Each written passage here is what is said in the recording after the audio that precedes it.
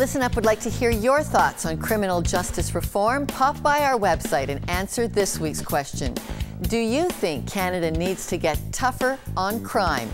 Email us at listenuptv.com.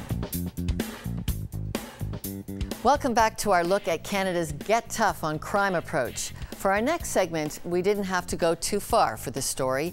One of our own team, who at 19 had his whole future ahead of him. But being in the wrong place at the wrong time led to a double tragedy, the loss of life and a murder conviction. Listen Up TV, Kesavan speaking. Call the Listen Up offices and you just might hear that greeting. For almost a year, Kesavan Balasingham has worked as our office coordinator and my executive assistant.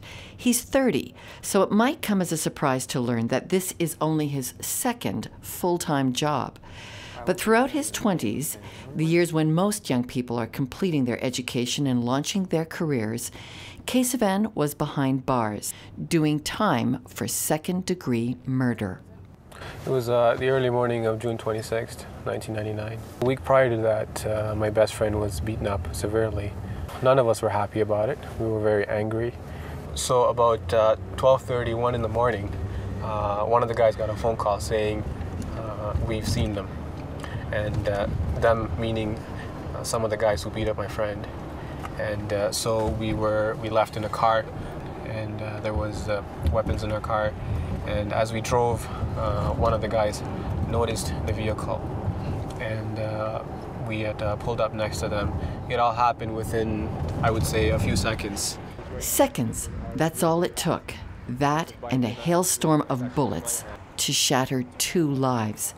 Kesavan fired the first shot and took a bullet in his arm. But a young man in the other car, Nishvadasalan Sundaralingam, would receive a fatal wound on this very bridge. You have flashbacks of that moment. You hurt your community, you hurt your family. There is countless victims, and you throw your own life away by doing this. And eventually, one young man losing his life. I was arrested 2 weeks after the incident. I was too confused and too scared to go to the authorities. And so once I got arrested, it almost felt like some of the pressure left, because it's like I was waiting for somebody to come home and arrest me. At Toronto East Detention Centre, Kesavan began to serve his time. He lived here for 2 years before going on to a federal penitentiary, but it was here that he began the slow process of turning his life around. I was on the 5th floor, so the top floor, right in that corner. I was at a point where I was going to lose my mind, and wanted to just read something. It was a magazine or something, and I had asked another inmate in there to grab me a book from an empty cell, and he did sometime later, and it happened to be a Bible, a Gideon Bible. I started to understand the person of Jesus Christ and who he was and what he's done for us, and why these people from the churches are coming in here and sharing the gospel.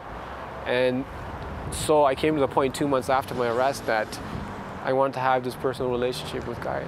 He made the choice to become a Christian. He kept his nose clean, away from the prison subculture of weapons, violence, and drugs.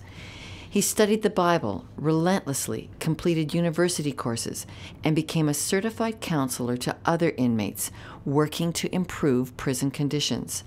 There were many people who helped him on that journey. One was Daryl McCullough, who visited weekly, ultimately becoming a mentor and friend. Daryl has, from day one, been a friend and a brother who's encouraged me. I believe that anybody can be redeemed, and I believe that the question needs to be asked is, why does somebody get to the point of where they are, and start working from that premise rather than throw them away. I believe most guys in prison are going to get out sometime. How do we want them out? It's a question worth asking. Watch Kesavan at home with his mother, and you sense that this is how we want them out. Educated, motivated, determined to do better, with established support systems in place, and remorseful. And it's only through that I came to understand what I was a part of, and I learned to grieve and to pray for forgiveness. Working through community support programs, he sought to convey his regret to the victim's family And today, together with his fiancée, he's looking to the future. The prison has to work hand in hand with the community, because that is the end goal of reintegrating inmates into the community again. So having the volunteers, having the community, the citizens, the church community work with us has been integral in my life. When we return, what does the Bible say about justice? We'll find out in the wrap.